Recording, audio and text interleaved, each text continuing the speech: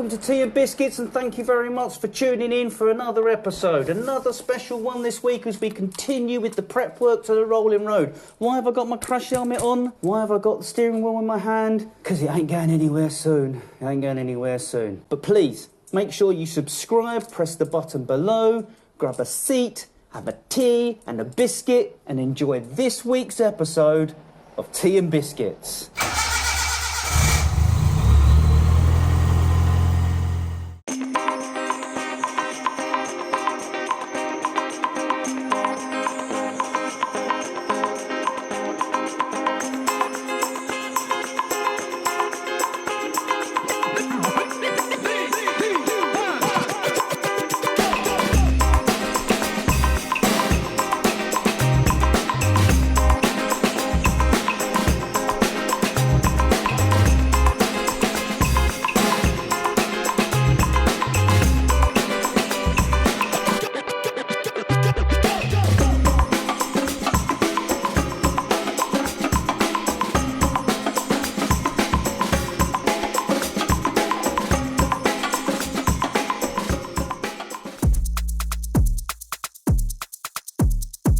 We're moving on to the next mods now that it starts, and for me the next mod is this intercooler here. This is the standard MR2 turbo intercooler, and there's several problems that I have. One of the problems is the route, so it's 90 degrees in, 90 degrees to go across, 90 degrees to go up, 90 degrees to go back on itself, and then 90 degrees to go off towards the engine. And that's quite a lot of 90 degree harsh bends. They're not particularly big radiuses. I can imagine that the way this is turning and going into these channels is going to be quite tight. The same up to here, and then 90 degrees. And we have this restriction here. See, this is really narrow here in comparison to the tube, which in itself is not that big. So I can imagine this being quite restrictive. And what we have as a replacement is this Pace intercooler. Now this is actually from a Renault 5 GT Turbo.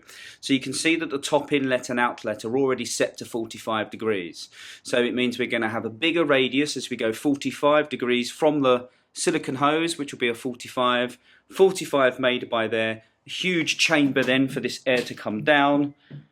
And then, you've got a 180 at the bottom, but again, a very large chamber to do that. It's then going to head back up, 45, 45 silicon and off.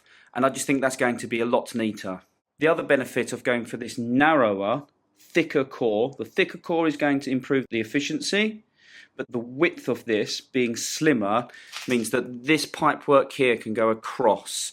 And that's important for me because the nose cone actually rubs at the top of here as it goes over the top. And you can see that because I've had to put an aluminium tube in this joint here and actually crush that aluminium tube to keep it as low as possible. And that's because it was rubbing on the inside of the nose cone, and it was also just generally kind of stressing the nose cone and causing some fiberglass spider cracks. So I wanted to get rid of this, shift it over, maybe even expose the water rad behind to a little bit more cooling. But it's not too bad. I'm pretty happy with moving this. It's going to generally make the flow a lot easier, and we might end up getting essentially more boost into the engine. So it's going to be a case of having to pull all this cowling off, take off this rad. I want to remake this bracket, which is a number of brackets I just made up at the time. So I'm going to make this into one nice bracket, remount the new intercooler with whatever bracketry is needed, and then probably have to recut this. I'll try and reuse it if I can, because it is the right size, but we'll see how it goes. Snip that there, snip that there, chip chop, chip chop, chip chop, chip chop, snip snap. Take that off. Use, ooh, that comes off. Stick that up there, stick that up there, stick that up there.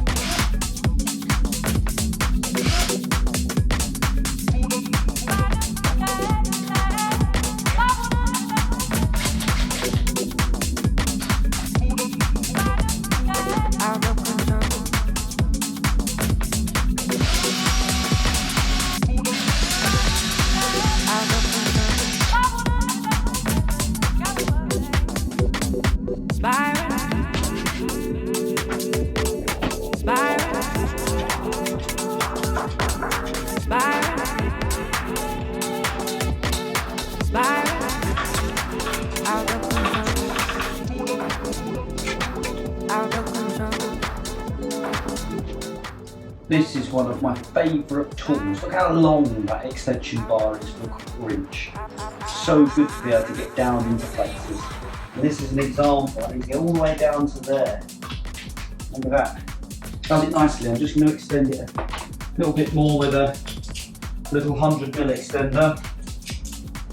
And then I can reach all the way down the back of the radiator to get to these other ones.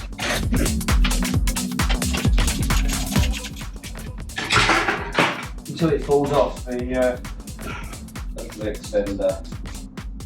Gets a hole through the bag. Then it's not so good.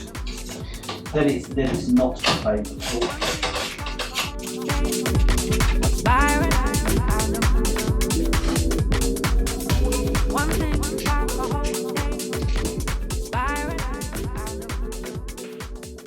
So, as always, things like this are just not straightforward. So the intercooler is too tall and hits the underside of the nose cone.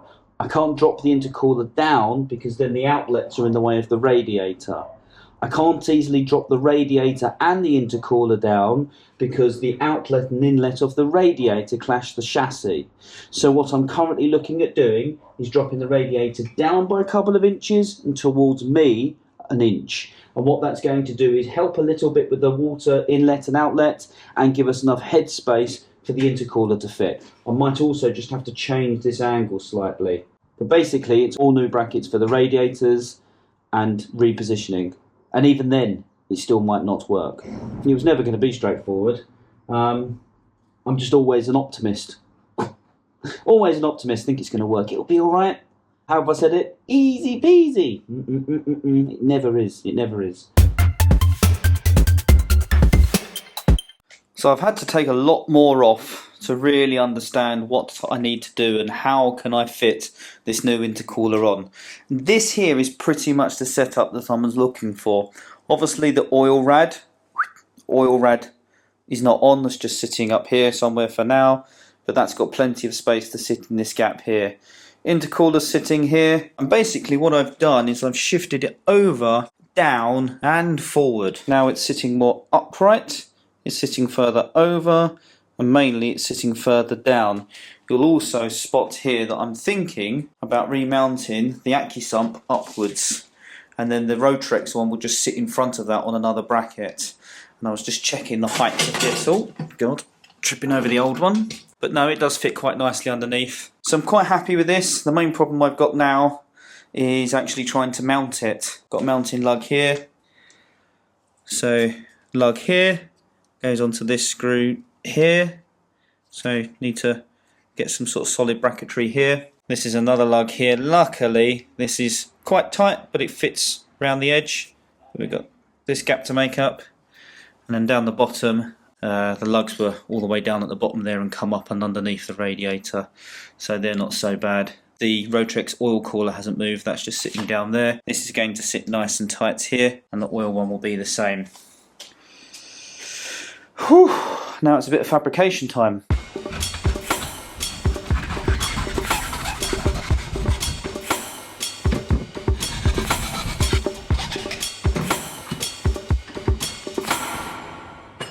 Okay, so there's the first angled bracket up. So I haven't put that bolt in yet, but you see it's screwed in at the top. So it's holding it a lot lower down.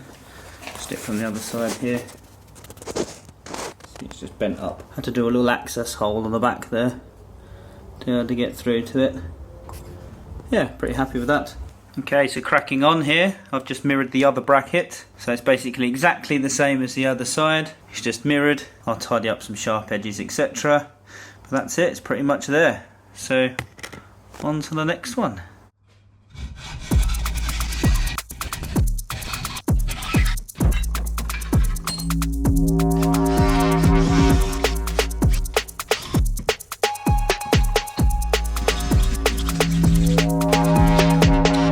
Lovely. Okay, so that's the third final bracket on. I'm not going to do a fourth bracket now. It had 3 on it originally. I'm going to stick with 3. If I really want a fourth one, I can do a fourth one at a later date. And you can see here that I've mounted the horn as well. So this is where I'm going to want it. Just going to do a quick test fit now with the nose cone on. And then I'm going to move on to trying to fit the intercooler. I think I'm going to pick up on this screw here, this screw here.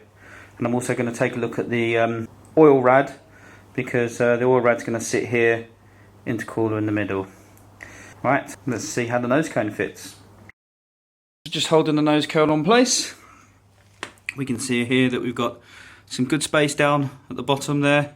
I would say it's a good couple of centimetres. Same down there. Yeah, hopefully I can still squeeze my oil fittings around the side there. Maybe I haven't shifted it over to the driver's side as much as I've wanted. Plenty up here and plenty over this way as well. So overall, loads of space.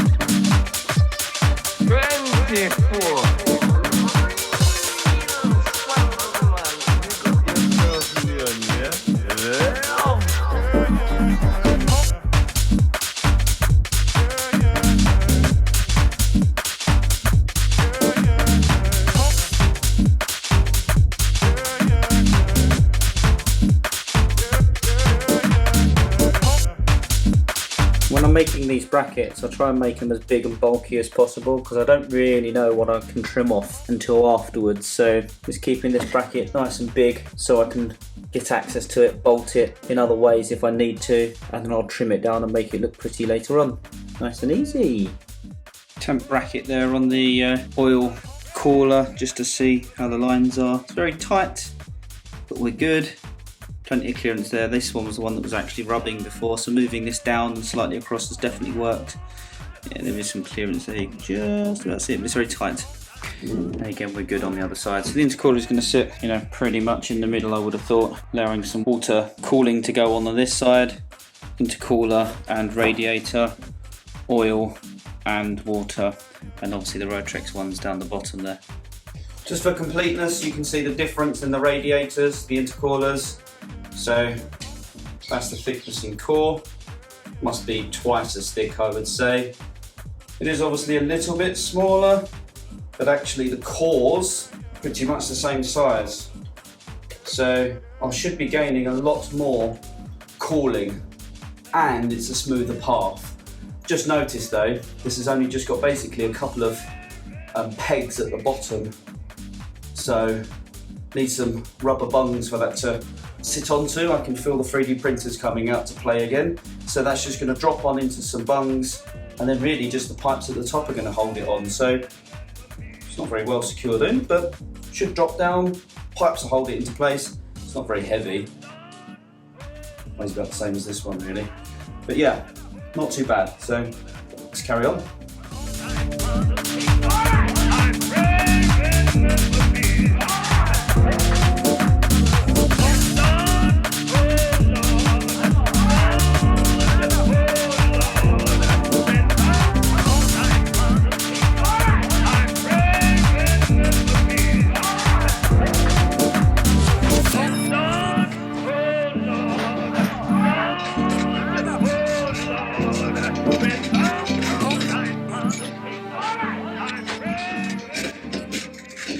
Do a bit more trimming of this bracket. I think this is all useless, 45. Because if you know your structural mechanics, you know that this here, 45 degrees, is doing absolutely nothing. So lose that. Same as I did here. Just farting in the wind. Anyone who has done FEA analysis or finite element analysis would know that that's not doing anything. So it's not due to weight reduction, it's just tidiness. I'll just lose it at about a 45-degree angle. So what's that there? There. Coming across with it, that's a nice 9 bits. Yeah, like that. Yeah, like that. Yep. To actually mount the intercooler and to receive those lugs on the bottom, I start off with some basic dimensions and I do a 3D CAD, which then turns into a 2D template for me to print out and place on top, just to see where it's going to sit. I then put the same template on the bottom of the intercooler. You can see here that the pitch for the lugs is correct, but the template is skewed slightly, so I just need to rotate it round. And here you can see where I've just slotted the hole at number 1 slightly. I want to increase the diameter as well of the pegs, holes, so that it all sits in nicely. Run back upstairs, make the modifications, hit print. Starting to crackle now, things are starting to come together, working at the front, we're working at the back, starting to get the bits together now, hey? So thank you very much for watching this episode of Tea and Biscuits. Tune in for next week's episode where it's much of the same of the garage stuff. We're cracking on. Remember to like, share, subscribe. Thank you very much for watching.